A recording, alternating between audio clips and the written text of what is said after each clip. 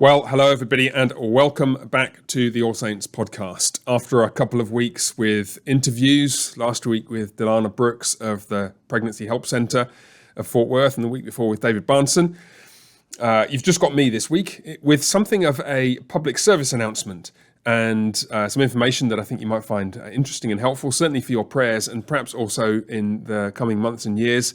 Who knows what impact what I'm about to talk about today may have on our lives directly and indirectly as a church and as members of the church here at All Saints, because I want to talk today about the Reformed Evangelical Seminary.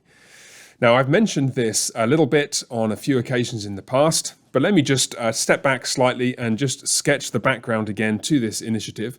And then I'm going to share with you some of the details of what we're going to be getting up to, what my involvement is, what your involvement could be. And that will, I hope, be interesting and exciting for you as we're thinking about the future of our church here at All Saints, and also the wider denomination, the CREC, of which we're a part, and the Reformed world here in the US and elsewhere. So just let me sketch first the background to this. The CREC, the Communion of Reformed Evangelical Churches, of which we're a member at All Saints, is restricted by its constitution in a number of ways, which stops it quite deliberately from doing some things that other denominations are able to do. For example, the denomination is not able to own property. We don't have standing committees and so on. And there are some good reasons for that. One of the reasons is that there was no desire in the early stages of the denomination, and there is none now, for us to create a large and cumbersome and expensive internal bureaucracy to slow down the ministry of our member churches. We also don't want to create greasy denominational poles for people to spend their entire lives and ministries climbing. We want to be a communion of churches, and we're all about the business of the local church and all about supporting that. And my experience as a minister here in the CREC, and for many years being associated more loosely with the CREC during my time in England, was that it was a wonderful blend of that kind of independence of the local churches and also the interconnectedness at the denominational level. But what that means is there's some things that we can't do as a denomination. And one of those things is we can't own a denominational seminary. It's just not something that we can do as part of our constitution. Or at least if it were to be done, I'm not the constitutional legal scholar, but my understanding is it wouldn't be possible. It would certainly be extremely difficult and cumbersome. What that means is that we're starting to feel the pinch as a denomination, as we've been growing so wonderfully in recent years and looking for new pastors to staff a growing number of churches, because it's not obvious where these pastors are going to come from. We ourselves know as a church here at All Saints how difficult it was to find Pastor Shaw, and well, how wonderfully blessed we've been with him. And other churches in the past within the CREC have been or are still looking for pastors to staff their ministries in an ongoing way, and certainly looking forward. So we've got this problem, this strategic problem really, about how we're going to staff the growing number of churches in our denomination. And the only real way to do that is to find ways of training them. Now, there are theological seminaries out there, but there are some problems with them. Many of them are quite expensive, and in fact, some of them, though good in some ways, are extremely expensive. Many of them require relocation, physical relocation, which isn't practical for men who are looking to train and they've got families and other responsibilities and so on. And there are some theological wrinkles as well. It's not the case really that there's a seminary out there that's got quite the kind of outlook on church life and culture and eschatology that would make ministers in the CREC or potential ministers in the CREC feel really comfortable there. That's not to say they're bad seminaries. It's just that the things that make us distinctive as a denomination, and in fact some of the things that have been leading to our growth in recent years, are not represented so broadly in the Reformed world, and certainly not in the seminaries that produce pastors for them. And so over the last couple of years, I've been working with a number of people, and we all came together in a variety of different ways to bring to the present state what has been called and has now got the name of the Reformed Evangelical Seminary. I'm looking at the website right here now. If you go online, either now or when you're done listening to this, REV Seminary, Rev Seminary. And I don't know whether that was a deliberate pun from whoever came up with that name. I remember the discussions about it, but as I look at it now, it's REV, as in Reformed Evangelical Seminary, but it's also Rev Seminary, as in Reverend Minister, but I don't know, maybe you enjoy that pun. Reformed Evangelical Seminary has its own website. We have our own board, we have our own constitution, we now have a bank account. And I want to talk to you about what we're trying to do and how this might impact us as a church. The obvious way in which it will impact us, obviously, is by providing a place where we're able to train the next generation of pastors and church planters for our church here at All Saints and for the church plants that we hope to launch in the DFW area, Lord willing, in years and decades to come. But that's getting rather ahead of ourselves. Let me just jump in and talk about the seminary and what its mission is. You look at the front page, the tagline that's right there says, assisting the church to equip pastors and church leaders for the Lord, for the church, and for the world. And the goal of this seminary is to do what, as I mentioned before, the CREC as a denomination is not able to do. Because it turns out that although the denomination couldn't do this, there's nothing to stop a bunch of guys who want to be involved in resourcing the CREC and other like-minded churches elsewhere to set up an independent 501c3 charity with the aim of doing the same thing. And that's what we've done. So we've set up an independent 501c3 charitable organization whose goal is to train pastors for the CREC and other like-minded churches, and whose constitution requires that the board be comprised of officers or former officers in CREC churches. And what we're trying to do here is find a way of aligning all the incentives in the right direction so that what the seminary is trying to do is fully aligned with what churches need and what churches are trying to do. And we'll come back to that issue of aligned incentives in the next few minutes because it's quite an important part of what we're doing. But anyway, if I go to the menu at the top, I'll scroll down a little bit. Here's our mission statement. Our mission is to assist the church in equipping pastors and leaders for orthodoxy and orthopraxy, that's right belief and right living, rooted in Reformed Catholicity, right where they live, work, and worship with the people who best know their gifts, strength, and potential. So Reformed Catholicity referring to the universal character of the church. We recognize that the church is bigger than us, but Reformed Catholicity, we're grateful to be heirs of the Reformation and of the renewal of biblical and patristic teaching that took place in the 16th and 17th centuries in Europe and then spread to America. So we're an unashamedly Reformed denomination wanting to train men for ministry within that context. Now, I'm going to zoom out here. So about welcome, mission, beliefs, governance and administration. Here we are. Now, the Reformed Evangelical Seminary is governed by a board of directors whose members are affiliated with the Communion of Reformed Evangelical Churches. The board of directors are, I want to just introduce them just so you know who they are. Timothy Van den Broek, chairman of the board, who is an elder at Trinity Reformed Church in Moscow, Idaho. Reverend Bo Cogbill, who is the board secretary. He is also the pastor of CREC Church, Reformation Covenant in Oregon, and myself, pastor here at All Saints. The three of us are executive committee members. We meet slightly more often than the rest of the board. And the rest of the board comprises Pastor Virgil Hurt, pastor of Providence Church in Lynchburg. He's the presiding minister of the CREC. Rob Hadding, pastor at Covenant Prayers down in Sulphur, Louisiana, same presbytery as us. Pastor Randy Booth at Grace Covenant in Nacogdoches, mother church actually, and again in the same presbytery as us. And Pastor Ralph Smith, who previously pastored Mitaka Evangelical Church in Tokyo, Japan, a CREC church out there in Japan. He's pastor emeritus now. So the governance is designed to represent as much as possible the breadth of the CREC. And those three names at the top I mentioned, Timothy Van den Broek, Bo Cogbill, and myself, we come from the three founding churches that have permanent seats on the board and will be responsible for the composition of the board going forward and so on. There are various structures built into the constitution that allow that.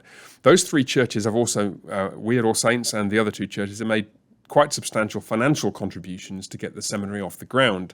And that brings with it some blessings and benefits, which I also want to talk about in a minute. But that's basically how it's run. So just to sketch the landscape then, so far, we're in this situation where the CREC needs pastors, is wisely prevented by its constitution and governance from having its own seminary, but there's nothing to stop us as churches building a seminary whose aim is to provide ministers for CREC churches. And as I mentioned, the alignment of incentives point is really important here. If we don't do a good job, nobody in the CREC will want what we provide and will last about 6 months. So we have to do a good job, otherwise nobody will want us. And I have to say I've been very encouraged thus far by the warm reception that we've got. Now, how are we going to go about doing this? Well, our main course offering is an MDiv in pastoral theology, in Christian theology for ministry, which is a 90-credit module, which when it's full-time will be achievable in 4 years. At the moment, it's going to be part-time, but we're hoping, Lord willing, to accelerate that in years to come. And if you click down to programs, pastoral studies, the seminary's flagship program is its pastoral studies program. You can read all about that, and it's an MDiv. And the areas of study include biblical languages, biblical studies, systematic theology, church history, Christian life, pastoral theology, and pastoral counseling. The future programs, I'm just going to click on that. We're hoping to offer in the near future a couple of other degrees, Master of Christian Studies, MCS, and Certificate of Christian Studies, which will be lighter and a selection of those courses, not the whole thing, for different people who want different depth of training for Sunday school teachers or church elders or whatever. Also under programs is enrichment courses, and I'm going to read this and then make a comment or two about it, because this is the first big way in which this might affect you guys here at All Saints in the near future. We make available low or no credit enrichment courses to church sessions and congregations which are members of our church partnership program. And we're members of that church partnership program by virtue of having made a financial contribution to the seminary for its first 3 years. So we're a church partner with the seminary, which means, quote, these courses include elder and deacon training, introduction to Christian counseling, introductory biblical studies, and more. To find out how your congregation or church session may benefit from these enrichment courses and learning resources, please contact us, or actually just listen to me and I'll tell you. What it basically means is that you can sit in on or listen to the recordings of the teaching that we provide at the Reformed Evangelical Seminary for your own benefit as a member of the congregation at All Saints and at no cost. If I just scoot across to, where are we? Church partnerships under cost. Church partnerships, it explains this a little bit more. Church partner benefits, I'll read this. The seminary wants to bless our supporting church partners by making select courses and resources available to their pastors, leaders, and congregations who wish to grow in biblical and theological wisdom. So I should emphasize it is select courses. It won't be all the courses, but I pretty much can guarantee it'll be all the courses that you want to do, probably as somebody who's not training for pastoral ministry specifically. There are one or two things that it's probably best that, there wouldn't be any good reason to offer them more broadly than for those training for pastoral ministry. Quote, this is our way of serving the churches that support the seminary with their prayers, their encouragement, their students, and their finances. Carrying on, just reading down the page. Church partners receive congregational access to several no to low cost, no credit enrichment courses offered by the seminary. These courses, whether taken by individuals or groups, are appropriate for elder or deacon training, church counselor training, Sunday school teacher training, adult Sunday school classes, adult Bible studies, and more. Church partner congregations and their members may enroll as auditors or get a listener's pass for select seminary courses. All church enrichment courses are available on a space available basis. So if 4,000 people want to listen in, they can't all sit in on the Zoom call, but they could all listen to the recording. Now, just to give you a sketch of where we're going with this in the next few months, we have 3 terms in the year. The first term is starting in just a couple of months' time.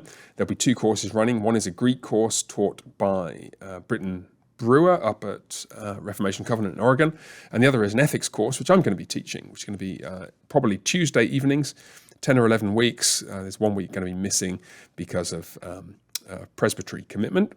But I'm hoping, and as far as I know, there's no reason why this won't be possible, that course will be available to you to participate in if you'd like to. Whether by sitting in on the course or by listening to the recordings and watching the recordings, yet to be determined. But it's going to be a fairly advanced course in ethics. Some of you have studied ethics with me before. as students on the Bible and theology courses here at All Saints or at the Oaks, and you may have listened to the recordings. Well, that's the Miller Lite version of what you'll be getting the Lagavulin cask strength version of at the Reformed Evangelical Seminary. It will be at a higher level, but hopefully it will still be accessible and understandable for diligent and thoughtful students and congregation members like yourselves who want to participate in it. So if that's something that interests you, please let me know. Just ping me an email. Let me know if you want to find out more about that, and I can give you the dates of when it's going to be running and let you know how you could participate in it and benefit most from it. So that's church partnerships. What else do we want to talk about? I should talk about the way that the training is going to operate for ministerial students who are wanting to participate in this. Now, here we've got this tension between lots of different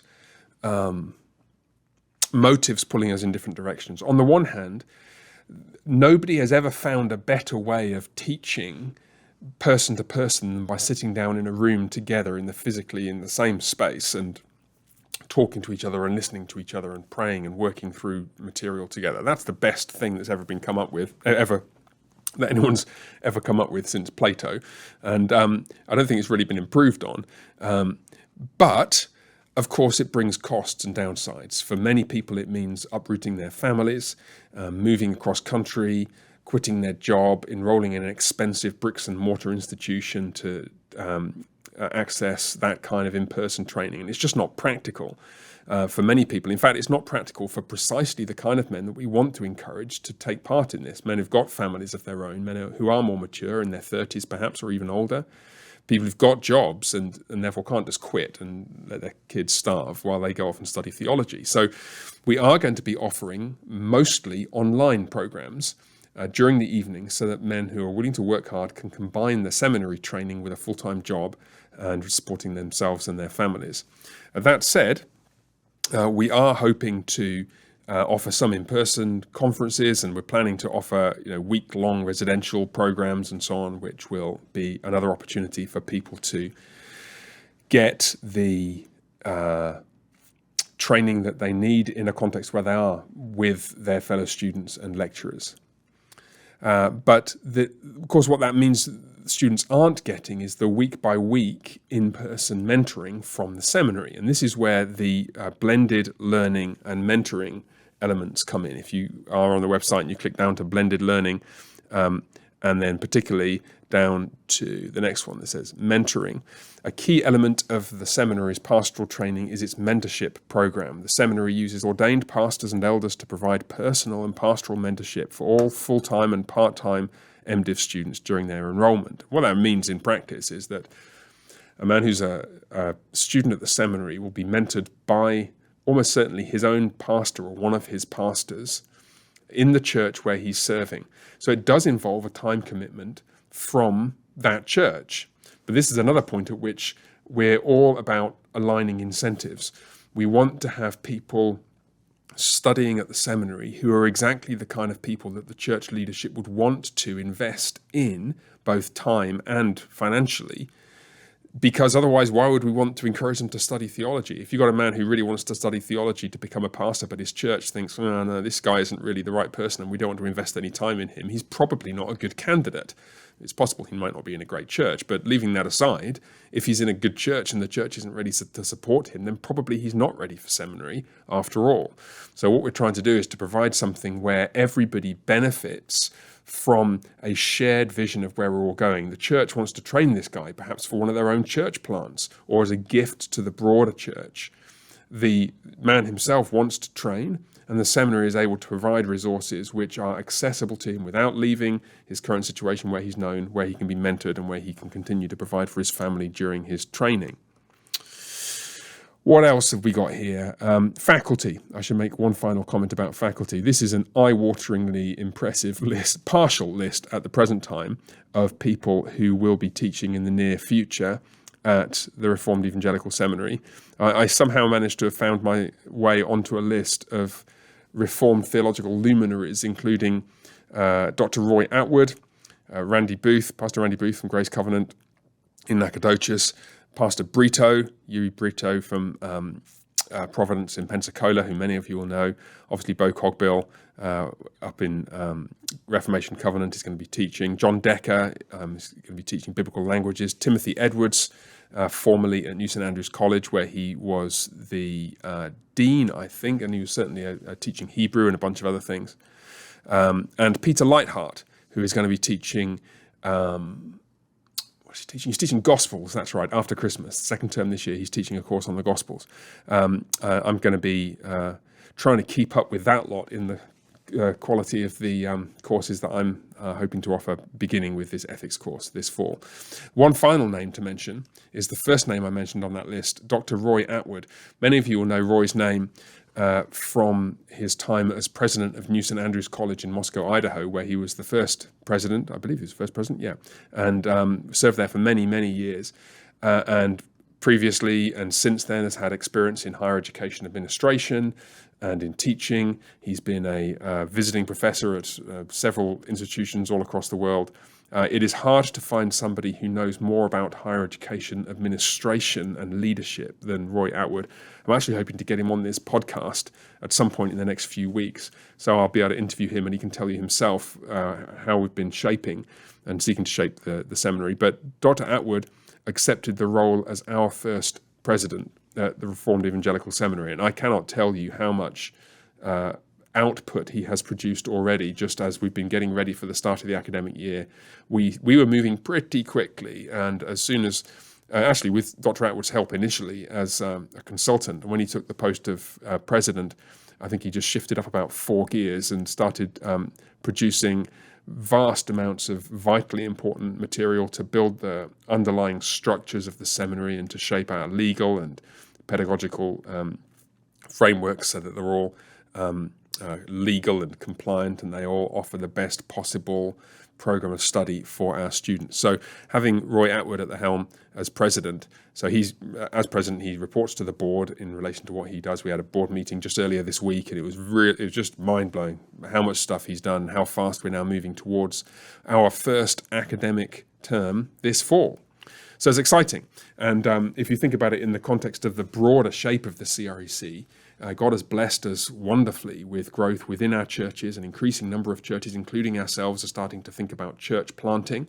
And we've got new churches wanting to join us. We've got churches contacting our presiding ministers, looking for pastors and looking for a way into our denomination. We have been building a framework for a church planting strategy, which I've also been privileged to have be involved in within the denomination. This feels to me like one of the major missing pieces of the puzzle, whereby we're able, really for the first time, to build an institution that's big enough to train pastors all over the country, and indeed all over the world, without requiring them to leave where they live, to provide them with a high-quality academic element to their training for pastoral ministry. Of course, there's much more than just the academics for pastoral ministry, but it's not less than that.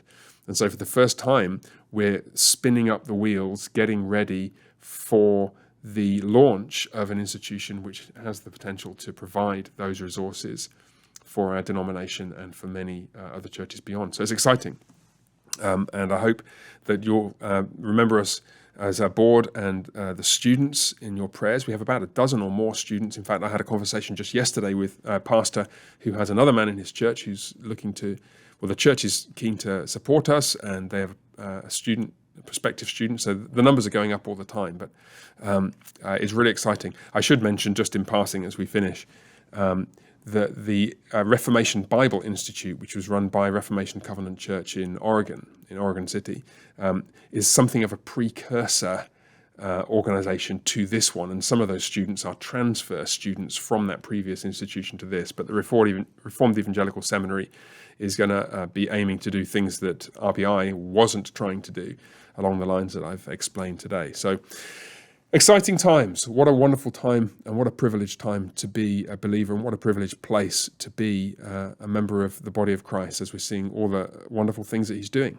all over our communion, within our denomination, within our churches. And I hope you'll join me in praying that the Reformed Evangelical Seminary can contribute substantially to that for many, many years to come. like I said, if you're interested in the ethics course that I'll be teaching, just give me a shout. It'd be lovely to hear from you, and we can think through together, depending on how many of you want to be a part of it, how best to integrate your interest with teaching obligations I have. But for now, I think we're done.